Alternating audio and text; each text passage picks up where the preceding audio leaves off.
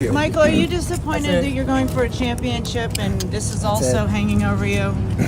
No, I've No? been in situations of disparity. I mean, I think the race team's going to focus on what they have to do this weekend, which I expect them to. And I think Jeffrey did an unbelievable job today. And I think, I put all my cards on the table. I think we did a good job of that. And, but I'm looking forward to winning the championship this weekend, though. The legal battle between Michael Jordan's 2311 Racing and NASCAR has reached new heights. NASCAR has sued 2311 Racing and Front Row Motorsports, labeling them an illegal cartel. But Jordan and his team aren't backing down. They're fighting back hard in what's becoming one of the most significant legal showdowns in NASCAR history. Why does this matter? Because this isn't just another sports lawsuit. It strikes at the very heart of how NASCAR operates and could fundamentally transform the sport. And when Michael Jordan gets involved in a fight, you know it's going to be monumental.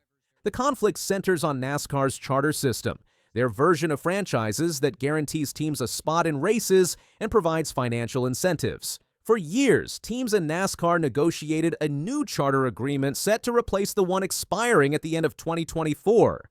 Then came the breaking point. In September 2024, NASCAR presented teams with what many described as a take-it-or-leave-it offer, giving them until midnight to sign. 13 of 15 teams signed the agreement, but 2311 Racing and Front Row Motorsports refused. What happened next? In October 2024, these two teams filed an antitrust lawsuit against NASCAR and its CEO Jim France. The lawsuit didn't mince words, calling the France family monopolistic bullies who use anti-competitive practices to prevent fair competition in the sport. Michael Jordan himself stated, "The way NASCAR is run today is unfair to teams, drivers, sponsors, and fans. Today's action shows I'm willing to fight for a competitive market where everyone wins." Bob Jenkins, owner of Front Row Motorsports, echoed this sentiment. "I have been part of this racing community for 20 years and couldn't be more proud of the Front Row Motorsports team and our success. But the time has come for change." In March 2025, NASCAR struck back with force. They filed a countersuit against 2311 Racing, Front Row Motorsports, and specifically named Curtis Polk, Jordan's longtime business partner, as a defendant. What's in NASCAR's countersuit?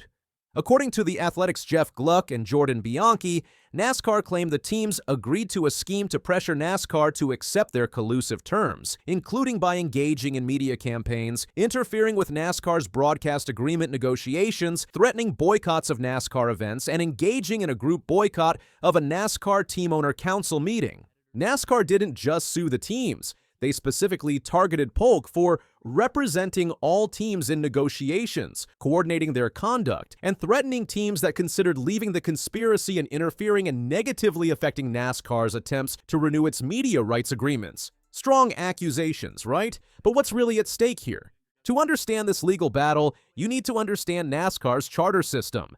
Introduced in 2016, the charter system guarantees holders a spot in every cup race and defines their guaranteed revenues. It's similar to a franchise in other sports, but with one major difference: teams don't have ownership in the league itself. Teams initially wanted permanent charters for stability, while NASCAR wanted to extend the agreement only until 2031. This fundamental disagreement on the future structure of the sport created the initial friction. When NASCAR presented its final offer on September 6th, most teams felt they had no choice but to sign. As Richard Childress, owner of RCR, said, "I didn't have a choice. We had to sign. I have over 400 employees, OEM contracts with sponsors. I've got to take care of my team." The lawsuit even alleges that one team described its signing as coerced, another said it was under duress, and a third team said NASCAR put a gun to our heads and they had to sign. Is this how a major professional sport should operate? When NASCAR named Curtis Polk in their countersuit, the conflict took a personal turn for Michael Jordan. According to reports, Jordan has made it clear that Curtis and MJ stand united. His perspective is if you are coming after Curtis, you are coming after him. He doesn't look at this as just business. It's personal. NASCAR attorney Christopher Yates questioned Polk's understanding of the racing world, saying, "I don't think Mr. Polk really understands the sport. He's done a lot of things that might work in the NBA or might be okay in the NBA, but just are not appropriate in NASCAR." This comment drew a sharp response from Denny Hamlin and co-owner of 2311 Racing, who said, "That's like saying a chef doesn't know how to cook. He's built Michael Jordan's empire for the last 30 years. The guy knows the business." With Jordan's reputation as one of the most competitive athletes in history, his personal involvement raises the stakes significantly. Will his determination and business acumen push NASCAR to change?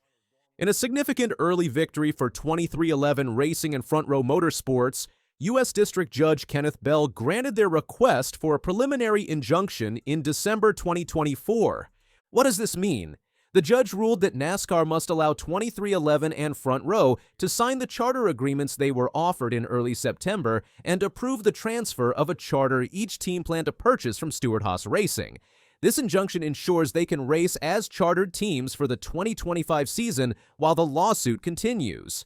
To obtain the injunction, the teams had to prevail on 4 factors.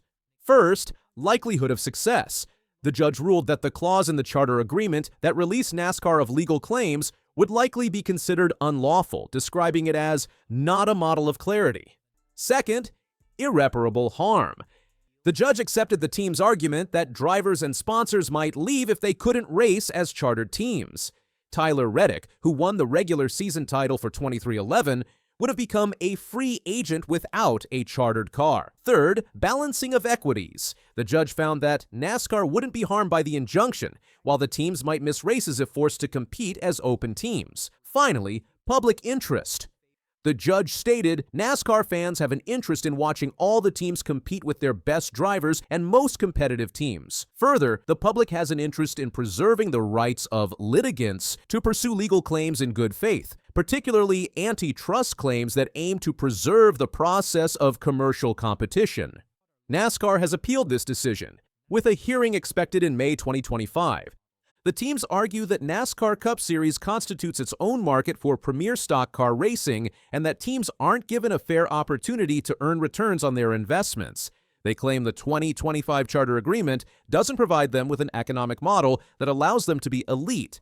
As stated in the team's brief, the charters provide the teams with much less revenue and less favorable terms than would prevail in a market unrestrained by NASCAR's unlawful monopsony. Teams do not have a fair opportunity to earn a return on their investments, tens of millions of dollars each year. On the other hand, NASCAR claims the teams are misusing antitrust laws to force renegotiation.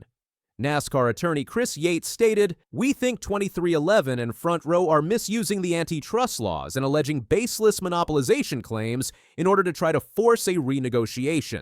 NASCAR has no intent and no interest in renegotiating the terms of the 2025 charter." NASCAR asserts that the new charter agreement provides teams with 49% of the revenue from the new 7-year, $1.1 billion average per year media rights deal, up from 38 to 40% in the previous deal. Perhaps most tellingly, NASCAR claimed it doesn't need the charter system. Yates stated, although it believes that the charter system has strengthened the sport and benefited racing teams, it doesn't need the charter system. But NASCAR does believe that the most recent charter agreement, which was signed by 13 of 15 race teams representing 32 of 36 charters, is fair and equitable.